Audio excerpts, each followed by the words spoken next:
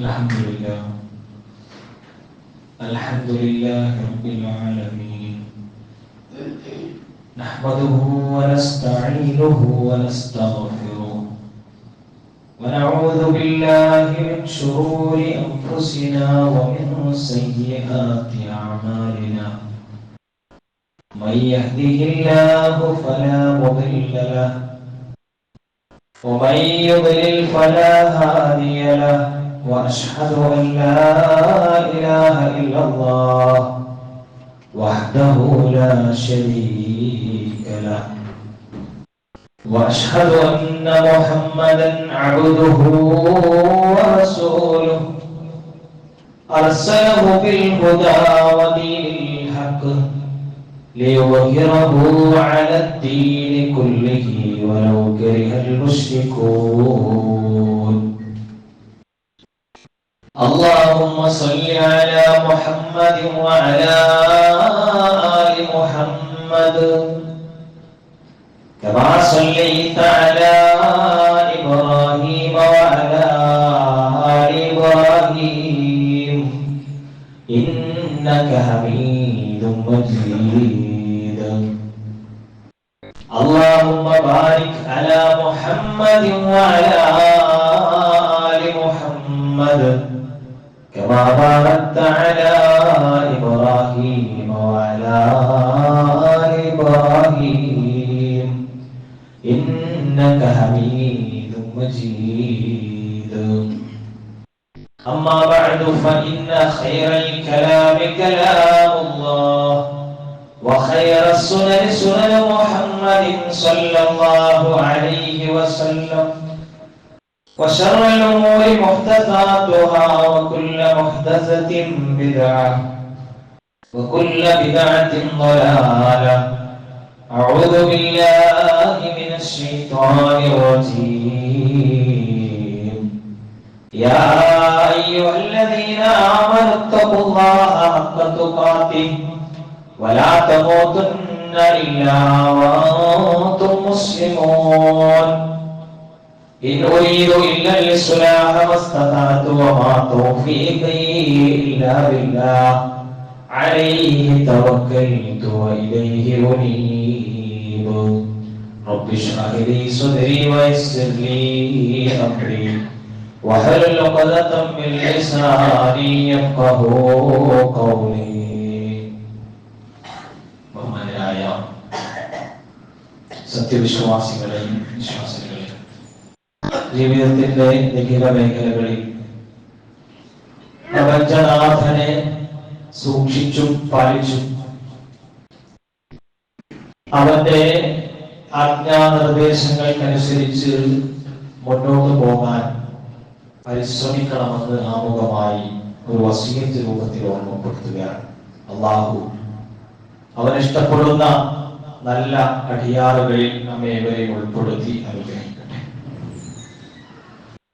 നമ്മളെ സംബന്ധിച്ചിടത്തോളം ധാരാളം അനുഗ്രഹങ്ങൾ ലഭിക്കപ്പെട്ടവരാണ് എന്ന കാര്യത്തിൽ നമുക്ക് ആർക്കും തർക്കമില്ല. ഈ അനുഗ്രഹങ്ങളുടെ കൂട്ടത്തിൽ വലിയ ഒന്നായി വിശുദ്ധ ഖുർആൻ നമ്മെ പഠിപ്പിക്കുന്നത് നമ്മുടെ സ്നേഹ റസൂൽ സല്ലല്ലാഹു അലൈഹി വസല്ലം തങ്ങളെ ഈ ഉമ്മത്തിൽ നിയോഗിക്കപ്പെട്ടു എന്നതാണ്. വിശുദ്ധ ഖുർആനിലെ 3-ാം അധ്യായം സൂറ ആല ഇംറാനിലെ 164-ാമത്തെ വചനം അല്ലാഹു സുബ്ഹാനഹു വ തആല പറയുന്നു ലഖദ് മന്നല്ലാഹു അലൽ മുഅ്മിനീൻ മുഅ്മിനീങ്ങളുടെ മേൽ വിശ്വാസികൾക്കായിട്ട് അല്ലാഹു പ്രത്യേകമായ ദാക്ഷിണ്യം ചൊരിഞ്ഞിരിക്കുന്നു, ഒരു മഹാഭാഗ്യം അവതരിപ്പിച്ചിരിക്കുന്നു. എന്താണത്? ഇദ് ബഅസ ഫീഹിം റസൂലൻ മിൻ അൻഫുസിഹിം, അവരിലേക്ക് മുഹമ്മദ് നബി സല്ലല്ലാഹു അലൈഹി വസല്ലമയെ പ്രവാചകനായി അയച്ചു എന്നുള്ളതാണ്. എന്നിട്ട് അതിന്റെ കാരണം പറയാം. യത്ലൂ അലൈഹിം ആയാതിഹി വയുസക്കീഹിം ويعلمهم الكتاب والحكمة അദ്ദേഹം എല്ലാ നിലക്കുള്ള പാഠങ്ങളും സന്മാർഗിക ദർശനങ്ങളും ഇവിടെ പഠിപ്പിക്കുന്നു എന്നതാണ് അദ്ദേഹം ഭാഗ്യമായി നമുക്ക് മാറാനുള്ള കാരണം.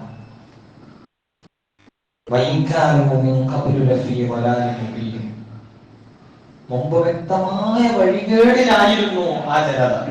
ആ ജനതയാണ് എല്ലാ ളലാലത്തിൽ നിന്നും പിടിച്ചു കയറ്റിയത്. പ്രിയപ്പെട്ടവരെ, പ്രവാചകൻ സല്ലല്ലാഹു അലൈഹി വസല്ലം തങ്ങൾ നമുക്ക് അനുഗ്രഹമാണ്.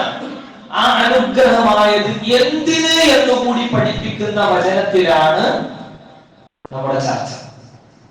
എല്ലാ വലാലത്തിൽ നിന്നും നമ്മളെ കൈപിടിച്ച്, അല്ലെങ്കിൽ നമ്മുടെ മുൻ തലമുറയെ നേർക്കുനേരെ കൈപിടിച്ച് കൊണ്ടുവന്നു. ആ പ്രവാചകൻ എന്തൊക്കെയാണോ അതിനു വേണ്ടി ഇവിടെ ടൂളുകളായി ഉപയോഗപ്പെടുത്തിയിരുന്നത് അതൊക്കെ അവിടെ തന്നെ നിൽക്കുന്നുണ്ട്. അപ്പോ പ്രവാചകൻ സല്ലല്ലാഹു അലൈഹി വസല്ലം തങ്ങളെ മറ്റെല്ലാത്തിനും ഉപരിയായി പ്രവാചകന്റെ കൂടെ ജീവിച്ച അനുയായികൾ സ്നേഹിച്ചിട്ടുണ്ട്. സ്വന്തം ശരീരം ത്യജിച്ചിട്ടുണ്ട്. എല്ലാ വിധത്തിലുള്ള പ്രയാസങ്ങളും അവർ സഹിച്ചിട്ടുണ്ട്. ഹിജറവേളയിൽ സല്ലല്ലാഹു അലൈഹി വസല്ലമയുടെ കൂടെ പോയത് അബൂബക്കർ റളിയല്ലാഹു അൻഹു. 4 ഭാഗത്തും മാറി മാറി നടക്കുന്നു. അബൂബക്കർ സിദ്ദീഖ് റളിയല്ലാഹു അൻഹു റസൂലിൽ നിന്നും പഠിച്ചത് എന്നതാണ്. ഉഹദിന്റെ രണാങ്കണത്തിൽ തൽഹത്ത് ബിൻ ഉബൈദില്ലാഹ് റളിയല്ലാഹു അൻഹു തന്റെ സ്വന്തം ശരീരത്തിലേക്ക് വിരിവാറ് കാണിച്ചു കൊടുത്തുകൊണ്ട് 70-ൽ പരം വെട്ടും കുത്തുമേറ്റ് അല്ലാഹുവിന്റെ റസൂലിനൊന്നും പറ്റരുത് എന്ന് കരുതി സംരക്ഷണം ഒരുക്കിയിട്ടുണ്ട്. റസൂലിനോടുള്ള നിങ്ങളുടെ സ്നേഹം എങ്ങനെയായിരുന്നു എന്ന് അലി റളിയല്ലാഹു അൻഹുവിനോട് ചോദിക്കുമ്പോൾ അലി റളിയല്ലാഹു അൻഹു കൊടുക്കുന്ന മറുപടിയുണ്ട്, കാലല്ലാഹ്, തീർച്ചയായും അല്ലാഹു തന്നെ സത്യം, അഹബ്ബു ഇലൈനാ, അദ്ദേഹം ഞങ്ങളിലേക്ക് ഏറെ പ്രിയപ്പെട്ടവനായിരുന്നു. ഏതിനേക്കാൾ? മിൻ അംവാലിന, ഞങ്ങളുടെ സമ്പത്തിനേക്കാൾ, വ ഔലാദിന, ഞങ്ങളുടെ സന്താനങ്ങളെക്കാൾ, വ ആബാഇന, ഞങ്ങളുടെ പിതാക്കളെക്കാൾ, വ ഉമ്മഹാതിന, ഞങ്ങളുടെ മാതാക്കളെക്കാൾ, വ മിനൽ മാഇൽ ബാരിദി അലൽ ളമഇ, ദാഹിക്കുന്ന സമയത്ത് ഞങ്ങളുടെ മുമ്പിലേക്ക് കൊണ്ടുവരപ്പെടുന്നതായ ദാഹജലത്തെക്കാൾ ഞങ്ങൾക്ക് പ്രിയപ്പെട്ടവനായിരുന്നു പരിശുദ്ധ റസൂൽ സല്ലല്ലാഹു അലൈഹി വസല്ലം. അല്ലാഹുവിന്റെ റസൂൽ അങ്ങനെ സ്നേഹിച്ചത്. ഇത് മാത്രമല്ല, ഈ രൂപത്തിലുള്ള ഒരുപാട് ഉദ്ധരണികൾ നമുക്ക് കാണാൻ സാധിക്കും. എന്നാൽ റസൂൽ സല്ലല്ലാഹു അലൈഹി വസല്ലം തങ്ങൾ ജീവിച്ചിരിപ്പില്ലാത്ത ഒരു കാലഘട്ടത്തിലാണ് ഞാനുകളും ജീവിച്ചുകൊണ്ടിരിക്കുന്നത്. അഥവാ ഹിജ്റ 11-ൽ അല്ലാഹുവിന്റെ റസൂൽ വഫാത്തായത് മുതൽ തുടങ്ങി ഖിയാമത്ത് നാൾ വരെയുള്ള ആൾക്കാരൊക്കെ ആ ലിസ്റ്റിലാണ് പെടുന്നത്. അഥവാ റസൂലില്ല, എന്നാൽ നമ്മളുണ്ട്. അങ്ങനത്തെ ലിസ്റ്റിൽ കഴിഞ്ഞു പോയാണ് റസൂലിന്റെ വഫാത്തിന് ശേഷം വന്നവരൊക്കെ. പ്രിയപ്പെട്ടവരെ, അല്ലാഹുവിന്റെ റസൂൽ സല്ലല്ലാഹു അലൈഹി വസല്ലം തങ്ങളെ എങ്ങനെ നമ്മൾ സ്നേഹിക്കും? സ്നേഹിക്കണോ വേണ്ടേ എന്നുള്ളത് ഒരു ചോദ്യം പോലുമല്ല വിശ്വാസിയെ സംബന്ധിച്ചിടത്തോളം. കാരണം എന്താ? സ്നേഹിക്കുന്നവൻ മാത്രമാണ് വിശ്വാസി എന്ന പദവിക്ക് അർഹനായിട്ടുള്ളത്.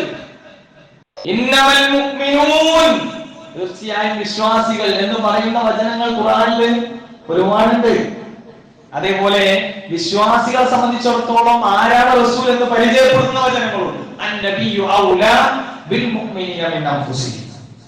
വിശ്വാസികളെ സംബന്ധിച്ചിടത്തോളം അവർക്ക് അവരുടെ വ്യക്തി ജീവിതത്തിലുള്ളതിനേക്കാൾ വലിയ ബന്ധം, അവരുടെ വ്യക്തി ജീവിതത്തിൽ അവരോടുള്ളതിനേക്കാൾ വലിയ ബന്ധം റസൂൽ സല്ലല്ലാഹു അലൈഹി വസല്ലം തങ്ങളോടുണ്ട്.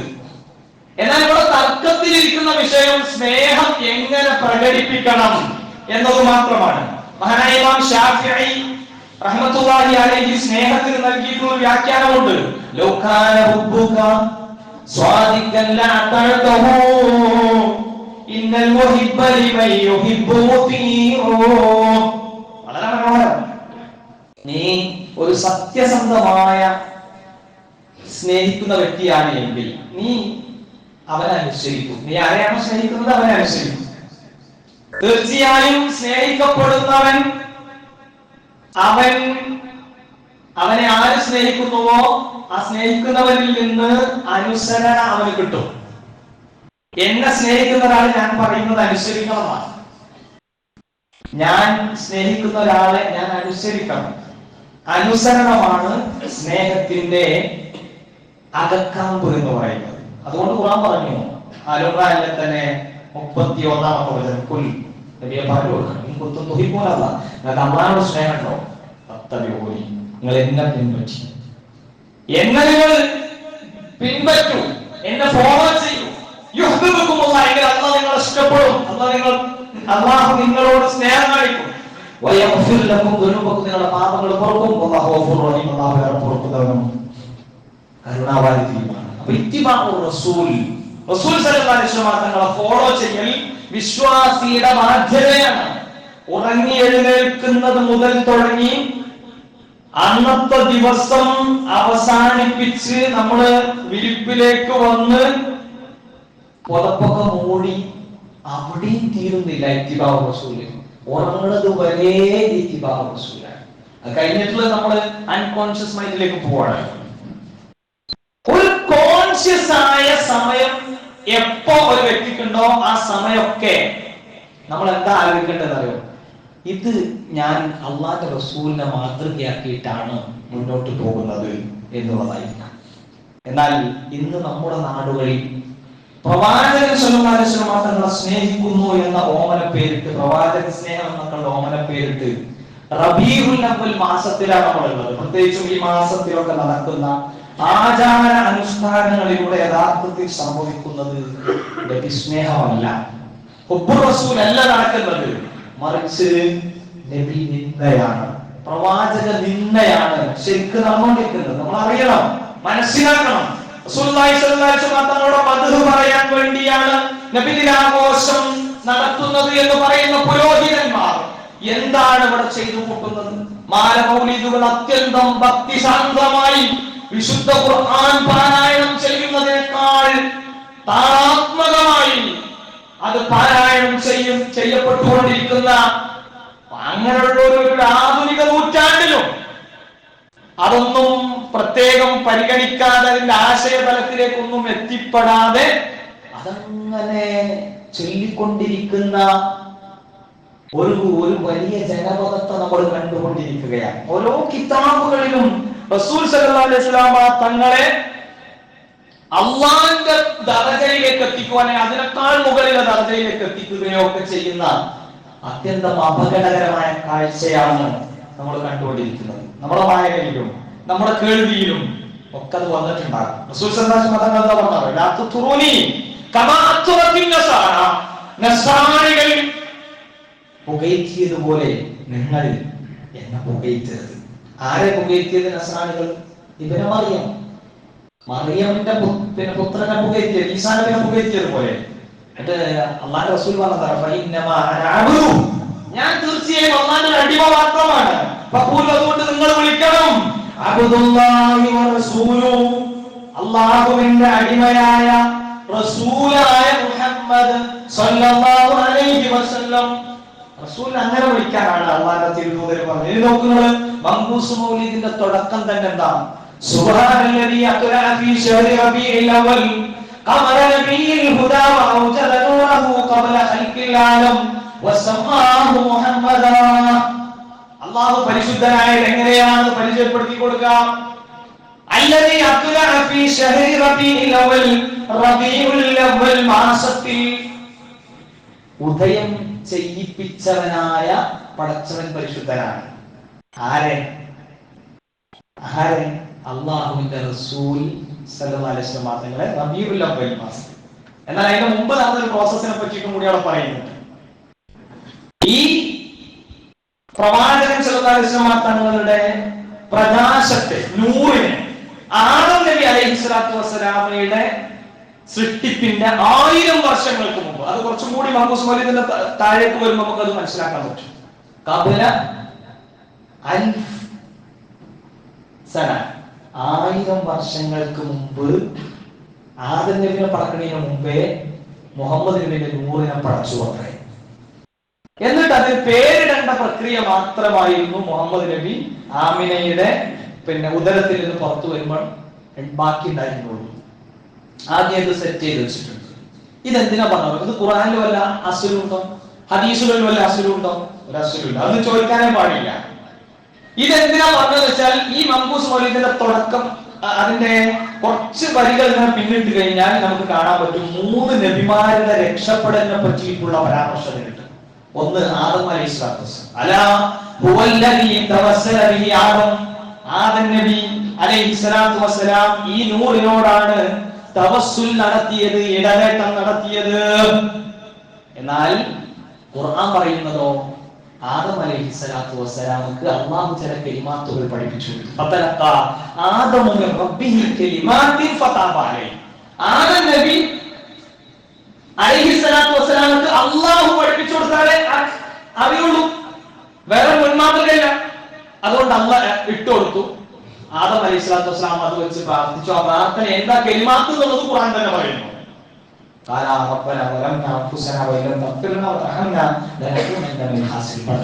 ഞങ്ങൾ ഞങ്ങളോട് തന്നെ തെറ്റ് ചെയ്തിട്ടുണ്ട്. പക്ഷെ മങ്കൂസ് മൗലീദിന്റെ ആശയങ്ങൾ ശരിയാണ് എന്ന് വാദിക്കുന്ന ആൾക്കാരെ സംബന്ധിച്ചിടത്തോളം എന്തും മനസ്സിലാക്കേണ്ടി വരും. അത് പടച്ചോൻ തെറ്റിയതാണ്. ഖുർആനിൽ നമ്മൾ വിശ്വസിക്കുന്ന, നമ്മൾ ആചരിക്കുന്ന, നമ്മൾ ചൊല്ലി പറയുന്ന ഈ മങ്കൂസ് മൗലീദിലുണ്ട് കറക്റ്റ് ആയിട്ടുള്ള ആൻസർ. ഇതിനൊക്കെ വ്യാഖ്യാനിച്ചുകൊണ്ടിരിക്കുകയാണ്. അല്ലാഹു പറഞ്ഞത് കലിമാത്ത് പഠിപ്പിച്ചു, കലിമാത്ത് ഇട്ടുകൊടുക്കുന്നതാണ്. അതിൽ കലിമത്ത് മാത്രമാണ് റബ്ബനാ വലംനാ അൻഫുസനാ എന്നുള്ളതാണ് ഇപ്പോ വാദിച്ചുകൊണ്ടിരിക്കുന്നത്. പ്രിയപ്പെട്ടവരെ, നമ്മൾ എന്താ മനസ്സിലാക്കേണ്ടത്?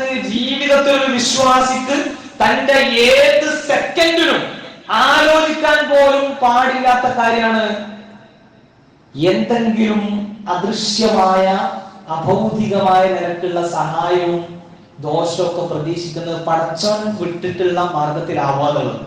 ആലോചിക്കാൻ പോലും പാടില്ല. ആ വിശ്വാസം നിലനിർത്തിയാൽ പോലും അത് ശിർക്കിലേക്ക് പോകും എന്ന കാര്യത്തിൽ തർക്കമുണ്ടാവാൻ പാടില്ല.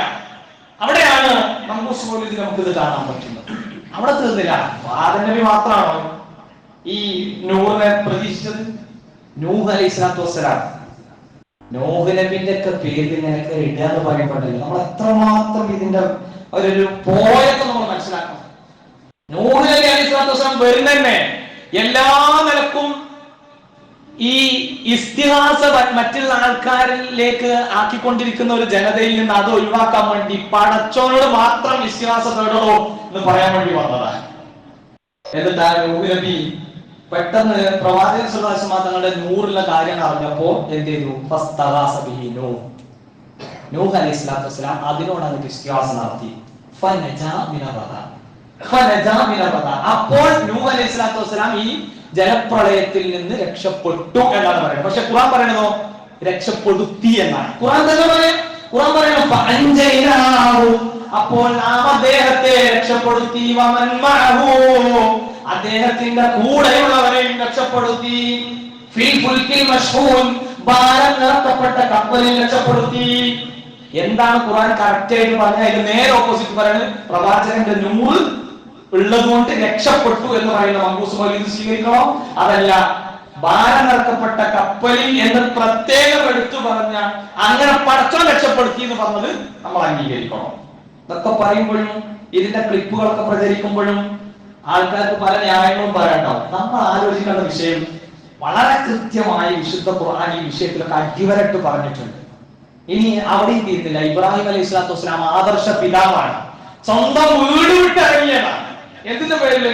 അള്ളാഹനെ മാത്രമേ വിളിക്കുള്ളൂ എന്ന് പറഞ്ഞതിന്റെ പേര്. ആ ഇബ്രാഹിം നബിനെ ഇവര് കൊണ്ടുപോയിട്ട് 100 ഫിറ്റ് ചെയ്ത് കൊടുത്തു. ഇബ്രാഹിം അലൈഹിസ്സലാത്തു വസ്സലാമിനെ കുറിച്ച് പറയുന്നത് നമ്രൂദിന്റെ തീരുണ്ടാകത്തിലെ കടക്കുന്ന സമയത്ത്, വലിച്ചെറിയപ്പെടുന്ന സമയത്ത് ഇബ്രാഹിം നബിന്റെ മുതുകിൽ ഈ 100 പെട്ടുപോയിരുന്നു. അതുകൊണ്ട് മുഹമ്മദ് നബി സല്ലല്ലാഹു അലൈഹി വസല്ലം തങ്ങളുടെ 100 കൂടെ ഉള്ളത് കൊണ്ട് ഇബ്രാഹിം നബി അലൈഹിസ്സലാത്തു വസ്സലാം അതിൽ മടങ്ങി, അതിൽ രക്ഷപ്പെട്ടു. എന്നാൽ ഖുർആൻ പറയുന്നത് ഈ 100മായി ബന്ധപ്പെട്ട ഒരു പരാമർശം ഖുർആനിലില്ല. മറിച്ച് ഖുർആനിലുണ്ട്. തീയോട് പറഞ്ഞ കാര്യം ഖുർആനിലുണ്ട്.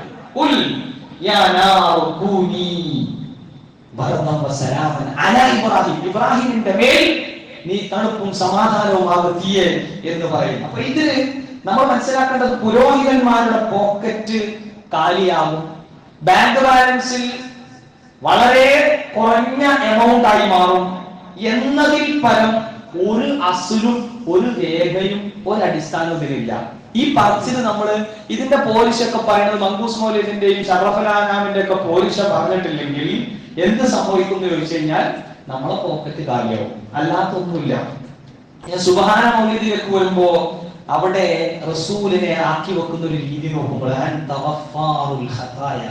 തെറ്റുകൾ പൊറുക്കുന്നവനായ റസൂലെ, താങ്കളാണ് തെറ്റ് പൊറുക്കുന്നത് പ്രഖ്യാപിക്കാൻ. വിനാശകരമായിട്ടുള്ള വൻപാപങ്ങളെ മുഴുവനും പൊറുക്കുന്ന റസൂലേ, എവിടെ എത്തി നമ്മുടെ വിശ്വാസം? താങ്കളാണ് ദോഷങ്ങളെ മുഴുവനും മറച്ചു വെക്കുന്ന മൂടി വെക്കുന്നവൻ, പിഴവുകളെ മുഴുവനും നീക്കുന്നതും നബിയേ അങ്ങാണ്. നമ്മൾ സയ്യിദുൽ ഇസ്തിഗ്ഫാറൊക്കെ ചൊല്ലിയ രാവിലെ ചൊല്ലി വൈകുന്നേരത്തിന് മുമ്പ് മരണപ്പെട്ടാൽ അവൻ അതിൽ യഖീനുള്ളവനാണെങ്കിൽ അവൻ അതിൽ ഉറച്ചു വിശ്വസിക്കുന്നവനാണെങ്കിൽ അവൻ സ്വർഗത്തിലാണ്, അവൽ ജന്ന എന്ന് പഠിക്കുമ്പോ കുറെ ആൾക്കാർ സയ്യിദുൽ ഇസ്തിഗ്ഫാറൊക്കെ ചെല്ലുന്നുണ്ടല്ലോ. ഈ ആശയം വെച്ചിട്ട് സയ്യിദുൽ ഇസ്തിഗ്ഫാർ ചെല്ലുന്നവൻ എന്താ പറഞ്ഞത്? ലാ യഗ്ഫിറു ദുനൂബ ഇല്ലാ അൻത നോൻ പറഞ്ഞത്. ഇപ്പുറത്ത് റബീഉൽ അവ്വൽ വരുമ്പോ അതിന്റെ ഭാഗമായി ഒരു മാസം അല്ലെങ്കിൽ അതൊക്കെ ഇങ്ങനെ ചൊല്ലി പറഞ്ഞ് നടക്കുമ്പോ അതിന് പറയാൻ ആരോട്? മുഹമ്മദിനെ കുറിച്ചിട്ട്. പ്രിയപ്പെട്ടവർ, എവിടെയെല്ലാം കൊണ്ടുപോകണം നമ്മൾ ആലോചിക്കണം. ഇനി സലാം ബൈത്തിലേക്ക് വരുമ്പോ അല്ലാഹുവിന്റെ റസൂലിനോട് ഇങ്ങനെ സലാം പറയാ, അസ്സലാമു അലൈക യാ മാഹിയദ്ദുനൂബി, അസ്സലാമു അലൈക യാ ഹാദാലിയൽ ഖുറൂബി. ആരാണ്? ആർക്കാ സലാം കൊടുക്കാറ്? തെറ്റുകളൊക്കെ മായ്ക്കുന്ന നബിയെ അങ്ങേക്ക് സലാം, ദുരന്തങ്ങളൊക്കെ നീക്കി തുടച്ചു മാറ്റുന്ന നബിയെ അങ്ങേക്ക് സലാം. ഇതൊക്കെ നമ്മൾ ഖുർആനും ആയിട്ട് ടച്ച് ചെയ്ത് നോക്കണം. ഇതൊക്കെ എവിടെ പറഞ്ഞു? നമ്മളെ സംബന്ധിച്ചിടത്തോളം ഈ കാര്യങ്ങളുടെ ഗൗരവം മനസ്സിലാക്കി വേണ്ടപ്പെട്ടവരിലേക്ക് നമ്മൾ ഷെയർ ചെയ്യുക എന്നത് നമുക്ക് വളരെ ഇമ്പോർട്ടന്റ് ആയ കാര്യം. നമ്മളത് ബോധ്യപ്പെടുത്തണം. എന്തുകൊണ്ട് ഈ ആഘോഷത്തിന്റെ ഭാഗമായിട്ട് ഇങ്ങനെയൊക്കെ വരുന്നു? അതുകൊണ്ട് നമ്മൾ അതിൽ സഹകരിക്കാൻ പാടുണ്ടോ? ബീവി ഫാത്തിമ മൗലീദ് എന്ന് പറഞ്ഞൊരു മൗലീദ് ഉണ്ട്, ഷിയാക്കൾക്കിടയിലൊക്കെ പ്രസിദ്ധമായതാണ്. അതിൽ ചേർത്തി വെക്കുന്ന ഒരു വാക്ക് എന്താണെന്നറിയോ? അല്ലാഹു തആല വ തആല വ തആല അല്ലാഹു തആല ബിരിദാ ഫാത്തിമ ബീവി. അല്ലാഹു ഉന്നതനായിട്ടുണ്ട്. അല്ലാഹു ഉന്നതനാണ്. നമ്മൾ പഠിക്കും തആല അമ്മാ യുശ്രികൂൻ എന്നൊക്കെ നമ്മൾ കേൾക്കുന്നതാണ്. പക്ഷെ അല്ലാഹു ഉന്നതനായത് ഈ പറയുന്ന ഖുർആനിൽ പറയുന്ന വിശേഷങ്ങൾ കൊണ്ടൊന്നല്ല. ഫാത്തിമ ബീവിയോട് തൃപ്തിപ്പെട്ടു, അപ്പൊ അല്ലാഹു ഉന്നതനായി. ഇത് വിശ്വാസത്തിന്റെ കടക്കൽ കത്തിവെക്കുന്ന മാലകളാണ്, മൗലീദുകളാണ്. ഇത് ഭക്തിസാന്ദ്രമായി പാരായണം ചെയ്യുന്ന ആളുകൾ നമ്മൾ അവരുടെ ചൂഷണങ്ങൾ തിരിച്ചറിയണം. മങ്കൂസ് മൗലിദിലേക്ക് വരുമ്പോ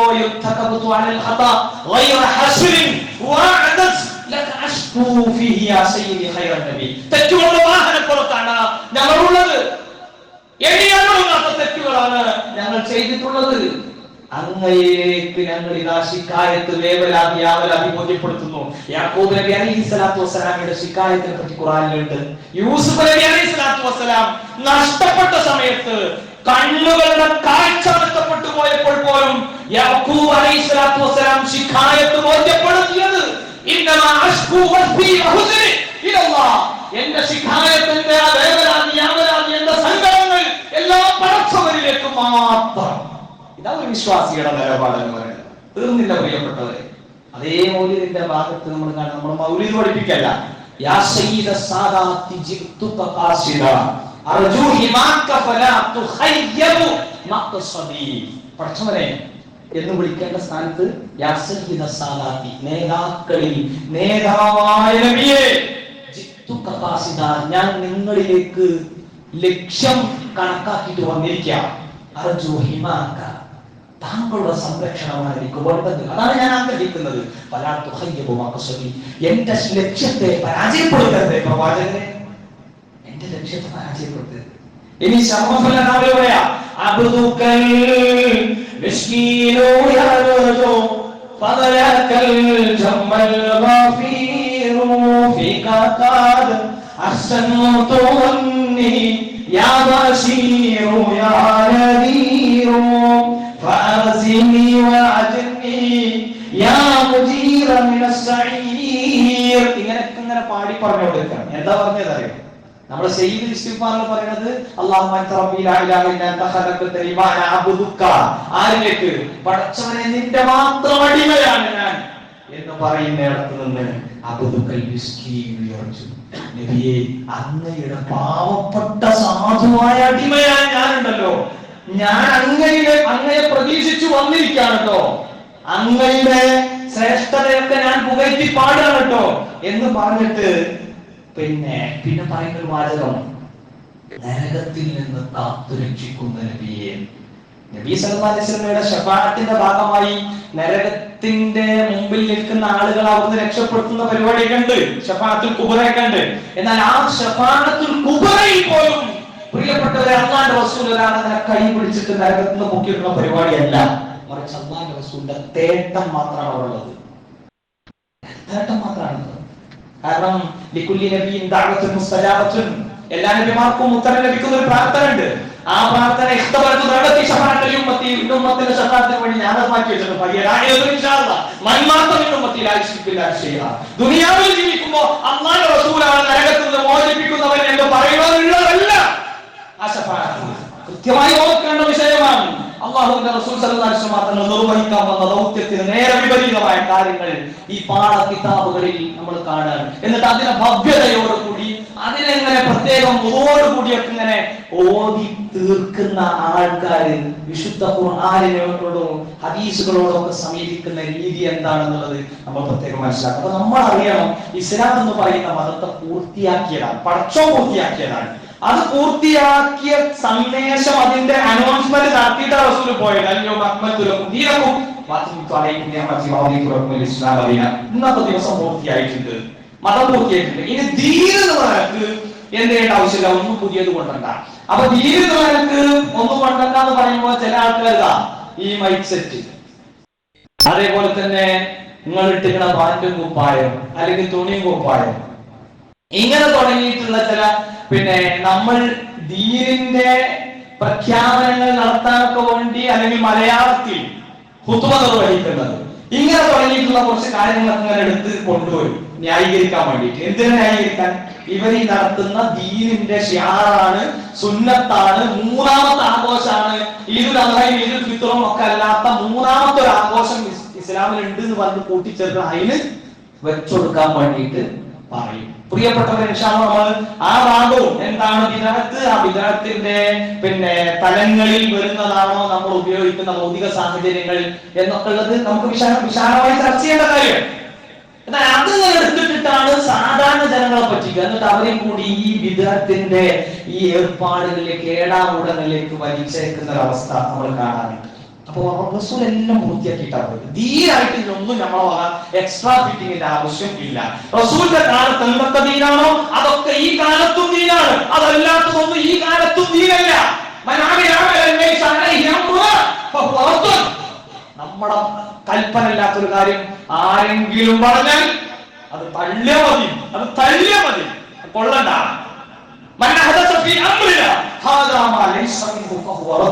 നമ്മൾ പഠിപ്പിക്കാത്ത ഒരു കാര്യമാണ് ഒരാൾ പറഞ്ഞു തരുന്നതെങ്കിൽ അത് മതത്തിന്റെ ഭാഗമായി നിങ്ങൾ കൊള്ളരുത്, അതിനെ തള്ളണം.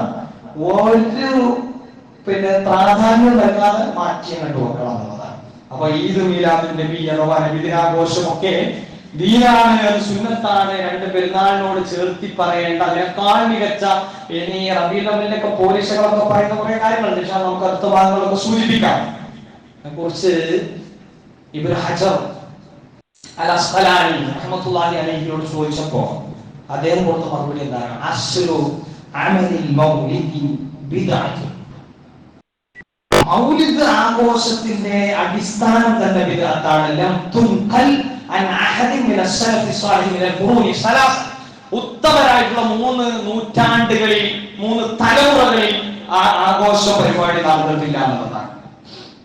റസൂൽ സല്ലല്ലാഹു അലൈഹി വസല്ലം തങ്ങൾ പറഞ്ഞല്ലോ ഏതാണ് തലമുറ എന്നുള്ളത്. തലമുറകളുടെ കാറ്റഗറൈസേഷൻ പറഞ്ഞെടുത്ത് ഖൈറുൽ ഖുറൂനി ഖർനി, എന്റെ തലമുറയാണ് ഏറ്റവും മികച്ച തലമുറ. സുമ്മല്ലദീന യലൂനഹും, അതിനുശേഷം വരുന്നതാണ് പിന്നുള്ളത്. സുമ്മല്ലദീന യലൂനഹും, അതിനുശേഷം നടക്കുന്ന. അപ്പൊ 3 നൂറ്റാണ്ടിലും അവർക്കാർക്കും ഈ ആഘോഷ പരിപാടിയെ പറ്റിയിട്ട് പരിചയമില്ല. ഇനി ഇവര് ആഘോഷം നടത്താൻ വേണ്ടി തെളിപിടിക്കുന്ന ഈ കാര്യങ്ങളിലൊക്കെ ഭയങ്കര നേതാവായിട്ട് കാണുന്ന തഴവ് ഉസ്താദ്, അദ്ദേഹം പ്രത്യേകമായി രചിച്ച അദ്ദേഹത്തിന്റെ അൽ മവാഹിബുൽ ജലിയ എന്ന് പറയുന്ന പുസ്തകത്തിലുള്ളത് എന്താണ്? മൗലിദ് കഴിക്കൽ മുമ്പ് പതിവില്ലാത്തതാ, അത് ഹിജ്റ 300 ശേഷം വന്നതാ, എന്നും സഹാബി പറഞ്ഞതായി കാണുന്നതാ, അത് ഹനവി 1-ാം വാള്യമിൽ നോക്കേണ്ടതാ. എന്നിട്ട് ഇങ്ങനെ മൗലിദ് കഴിക്കലിന്റെ പോലീസൊക്കെ പറയണം. അപ്പൊ അവർക്ക് തന്നെ 3 തലമുറകളിൽ ഇല്ലാത്ത ആഘോഷമാണെന്ന് പറയേണ്ടത്. ഇനി തന്നെ 6-ാമത്തെ നൂറ്റാണ്ടിലാണ് സംഗതി എന്ത് ചെയ്യുന്നത്, അളവ് വരുന്നത്. ഹിജ്റ 6-ാം നൂറ്റാണ്ടിലാണ് ഈ ആഘോഷം ഇർബിൽ ഭരിച്ചിരുന്ന മുഫറുദ്ദീൻ എന്ന് പറയുന്ന രാജാവിന്റെ അയാളുടെ ഐഡന്റിറ്റി നിലനിർത്താൻ വേണ്ടിയിട്ടാണ്. അത് ഒക്കെ നമ്മൾ കുറെ കേട്ടതാണ്. എങ്കിലും നമ്മൾ ആ ഭാഗങ്ങളൊക്കെ സവിസ്തരം പ്രതിപാദിച്ച് മുന്നോട്ട് പോകേണ്ടതുകൊണ്ട് നമ്മൾ കറക്റ്റ് കാര്യങ്ങൾ മനസ്സിലാക്കി മുന്നോട്ട് പോകണം. അതിന്റെ ആഘോഷത്തിന്റെ ചരിത്രം ഒക്കെ പഠിക്കണം. അപ്പോഴാണ് നമുക്ക് യക്കീനുണ്ടാവുക. അതുകൊണ്ട് റസൂലിന്റെ ജനനത്തോടനുബന്ധിച്ച് തന്നെ ധാരാളം പ്രാപഞ്ചിക പ്രതിഭാസങ്ങളിലൊക്കെ മാറ്റണ്ടായി എന്ന് പറയുന്ന ഈ ആൾക്കാര് ഒരു തെളിവുമില്ലാത്ത കള്ളക്കഥകളാണ് പ്രചരിപ്പിച്ചുകൊണ്ടിരിക്കുന്നത്. അത് പുരോഹിതന്മാരുടെ കാര്യലാഭം എന്നത് മാത്രമേ അതിൻ്റെ ഉള്ളിലുള്ളൂ. അങ്ങനെയുള്ള എന്തെങ്കിലും തെളിവുകൾ റസൂലിന്റെ ജനനത്തോടനുബന്ധിച്ച് കുറെ പോലീസുകൾ ഉണ്ടാക്കി കൊടുക്കുന്ന ആൾക്കാർ കൊണ്ടുവരേണ്ടതില്ലേ? മിനിമം റസൂൽ തങ്ങൾക്ക് നുബുവത്ത് കിട്ടിയത് മുതലെങ്കിലുള്ള ആ പോയിന്റ് 13+10, മക്കയിലെ 13 വർഷം, മദീനയിലെ 10 വർഷം നബിയായിട്ടുള്ളത്. ഇവരുടെ ലിസ്റ്റ് പ്രകാരം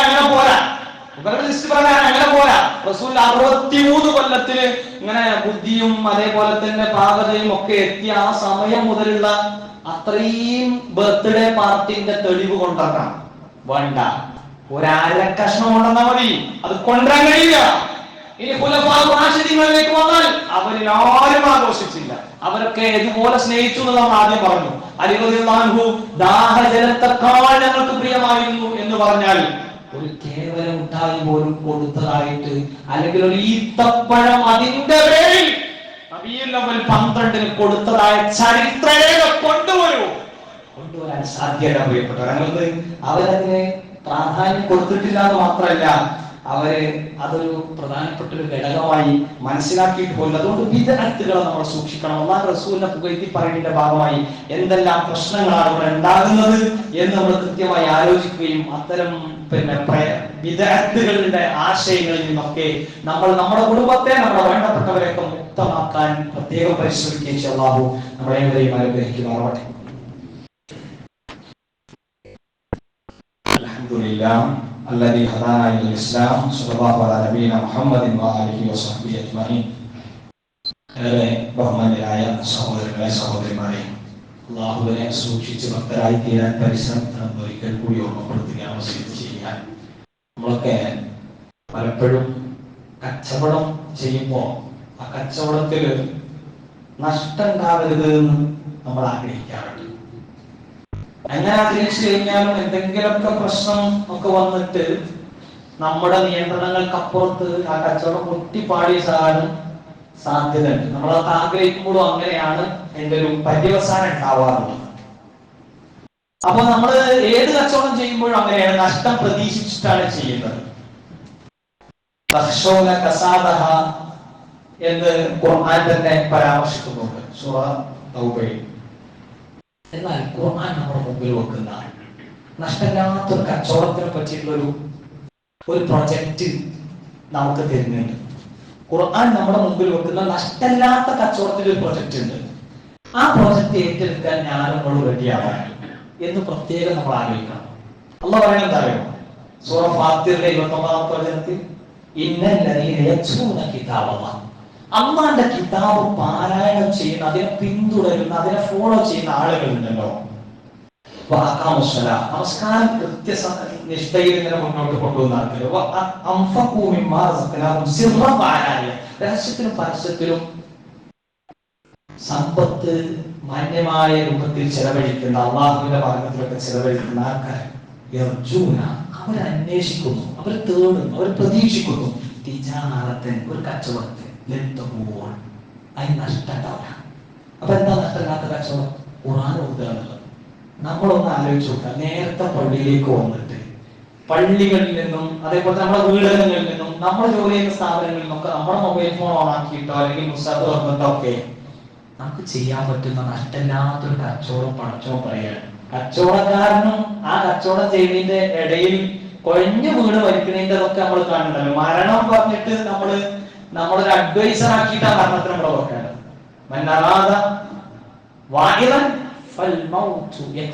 ഒരാൾക്ക് ഒരു ഉപദേശകൻ വേണമെന്നുണ്ടെങ്കിൽ, നന്നാവണം ആഗ്രഹിച്ച ഒരു ഉപദേശകൻ മരണമാണല്ലോ അതിനെ നമ്മൾ കാണേണ്ടത്.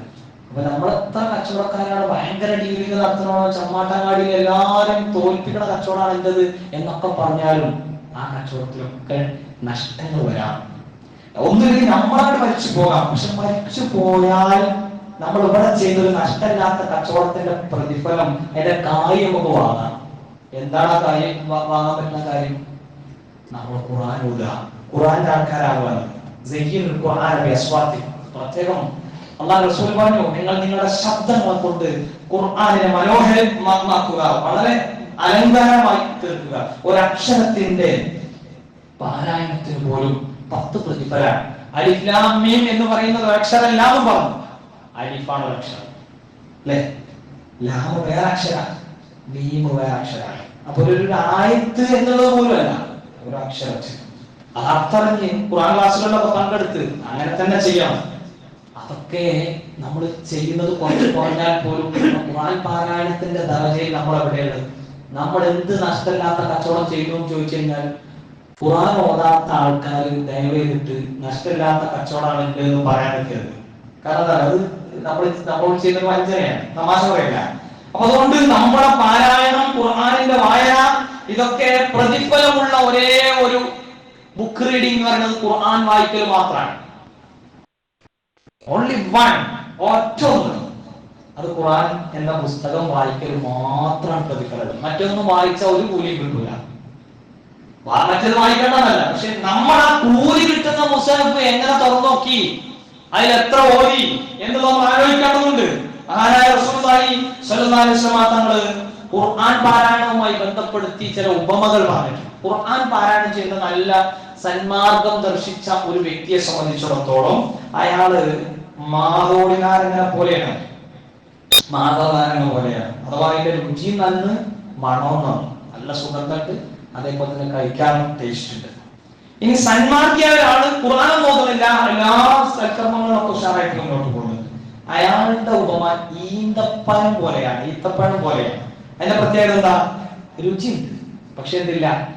സ്മെല്ലില്ല, സുഗന്ധമില്ല. ഇനി ഒരു ദുർമാർഗിയായ, മാർഗം ഭ്രംശം സംഭവിച്ച ഒരു വ്യക്തി ഖുർആൻ പാരായണം ചെയ്യുകയാണെന്നുണ്ടെങ്കിൽ, അഥവാ ഈ പറഞ്ഞ പോലെ നമ്മൾ നേരത്തെ മനസ്സിലാക്കിയതുപോലെ വിദഗ്ധത്തൊക്കെ ചെയ്യുന്നുണ്ട്, അതിന്റെ കൂട്ടത്തിൽ ഇങ്ങനെ ഖുർആനൊക്കെ പാരായണം ചെയ്യുന്നുണ്ട്, അയാൾ ഉപമ എന്താണ്? തുളസി ചെടി പോലെയാണ്. അഥവാ സുഗന്ധമുണ്ട്, രുചി കയ്പാണ്. ഇനി ദുർമാർഗിയായിട്ടുള്ള ഒരാൾ ഖുർആൻ പാരായണം ചെയ്യുന്നില്ലെങ്കിലോ ആട്ടങ്ങനെ പോലെയാണ്. എന്ന് പറഞ്ഞാൽ രുചിയില്ല, മണമല്ല, അല്ലെ? അപ്പോ ഖുർആനിന്റെ ആളുകളായി നമ്മൾ മാറാൻ ശ്രമിക്കുക. അല്ലാഹു സുബ്ഹാനഹു വ തആല ഖുർആന്റെ ആളുകളെ പ്രത്യേകം ആദരിച്ചിട്ടുണ്ട്. ഹും അഹ്ലുല്ലാഹി വ ഖാസത്തുഹു എന്ന് അല്ലാഹുവിന്റെ കുടുംബക്കാരിലേക്ക് ചേർത്തി പറഞ്ഞിട്ടുണ്ട്. അല്ലാഹു സുബ്ഹാനഹു വ തആല അല്ലാഹുവിന്റെ ആളുകളാകുന്ന, ഖുർആനിനോട് ബന്ധം സ്ഥാപിക്കുന്ന, വിശുദ്ധ ഖുർആനിനെ പാരായണം ചെയ്യുകയും പഠിക്കുകയും ഒക്കെ ചെയ്യുന്ന നല്ല മക്കളിൽ നമ്മളെ എല്ലാവരെയും ഉൾപ്പെടുത്തി അനുഗ്രഹിക്കുമാറാവട്ടെ. പ്രിയപ്പെട്ടവരെ, നമ്മളിൽ നിന്ന് അറിയാതെ രഹസ്യപരസ്യ ജീവിതങ്ങളിൽ സംഭവിച്ചു പോയിട്ടുള്ള മുഴുവൻ തെറ്റുകുറ്റങ്ങളാണ് വിട്ടുപുറത്ത് മാപ്പാക്കി തരുമാറാവട്ടെ. പ്രിയമുള്ളവരെ, നമ്മുടെ വളരെ വേണ്ടപ്പെട്ട UP അബ്ദുറഹ്മാൻ മൗലവി, അദ്ദേഹം ഇപ്പോൾ കോട്ടക്കൽ മിംസ് ഹോസ്പിറ്റലിൽ ICUയിലാണ്. അദ്ദേഹത്തിന് വേണ്ടി പ്രാർത്ഥിക്കാൻ പ്രത്യേകം വസിയത്ത് ചെയ്തിട്ടുണ്ട്. അല്ലാഹു സുബ്ഹാനഹു വ തആല അദ്ദേഹത്തിന്റെ എല്ലാവിധ രോഗവും പൂർണ്ണമായ ശമനത്തിലേക്ക് കൊണ്ടുവരികയും തുടർന്നും അദ്ദേഹത്തിന്റെ സേവനങ്ങൾ സമൂഹത്തിനും സമുദായത്തിനും ഒക്കെ കിട്ടത്തക്ക വിധത്തിൽ ക്രമീകരിക്കുകയും ചെയ്ത് അനുഗ്രഹിക്കുമാറാവട്ടെ. റഹ്മാൻ റഹീമുമായ റബ്ബേ, ഞങ്ങളുടെ കൂട്ടത്തിൽ വടപറഞ്ഞു പോയിട്ടുള്ള ഞങ്ങളുടെ പണ്ഡിതന്മാർ, ഗുരുനാഥന്മാർ, ആദർശ ബന്ധുക്കൾ, ഞങ്ങളുടെ മാതാപിതാക്കൾ എല്ലാവർക്കും മഗ്ഫിറത്തും റഹ്മത്തും പ്രദാനം ചെയ്ത് അനുഗ്രഹിക്കണേ നാഥ. അല്ലാഹുവേ, ഞങ്ങളുടെ കൂട്ടത്തിൽ രോഗം കൊണ്ട് ബുദ്ധിമുട്ടുന്ന ആളുകളെ രോഗത്തിന് യഥാർത്ഥ ശമനം നൽകി അനുഗ്രഹിക്കണേ നാഥ. അല്ലാഹുവേ, ഞങ്ങളുടെ കൂട്ടത്തിൽ കടം കൊണ്ട് പറയുന്നവരുടെ കടബാധ്യത ദൂരീകരിച്ചു കൊടുക്കണേ നാഥ. അല്ലാഹുവേ, സർവ്വവിധ വിദഅത്തുകളിൽ നിന്നും വലാലത്തുകളിൽ നിന്നും വഴിമാറി സന്മാർഗത്തിന്റെ ഹിദായത്തിന്റെ മാർഗത്തിലേക്ക് ഞങ്ങളെ സഞ്ചരിപ്പിക്കണേ റഹ്മാനെ. അല്ലാഹുമ്മ ഗ്ഫിർ ലിൽ മുഅ്മിനീന വൽ മുഅ്മിനാത്ത് വൽ മുസ്ലിമീന വൽ മുസ്ലിമാത്ത് അൽഅഹ്യാഇ മിൻഹും വൽ അംവാത് ഇന്നക മുജീബു ദഅവാതി യാ ഖാദിൽ ഹാജാത്ത്. اللهم اجرنا من النار، اللهم اجرنا من النار، اللهم اجرنا من النار. ربنا اصرف عنا عذاب جهنم ان عذابها كان غراما انها ساءت مستقرا ومقاما. ربنا هب لنا من ازواجنا وذرياتنا قرة اعين واجعلنا للمتقين اماما. اللهم يا مقلب القلوب ثبت قلوبنا على دينك. اللهم يا مصرف القلوب صرف قلوبنا على طاعتك. اللهم اجعلنا من المتواضعين ولا تجعلنا من المتكبرين. ربنا اتنا في الدنيا حسنه وفي الاخره حسنه وقنا عذاب النار. ربنا تقبل منا انك انت السميع العليم وتب علينا انك انت التواب الرحيم واغفر لنا يا غافر المذنبين. امين برحمتك يا ارحم الراحمين. صلى الله على نبينا محمد واله وصحبه.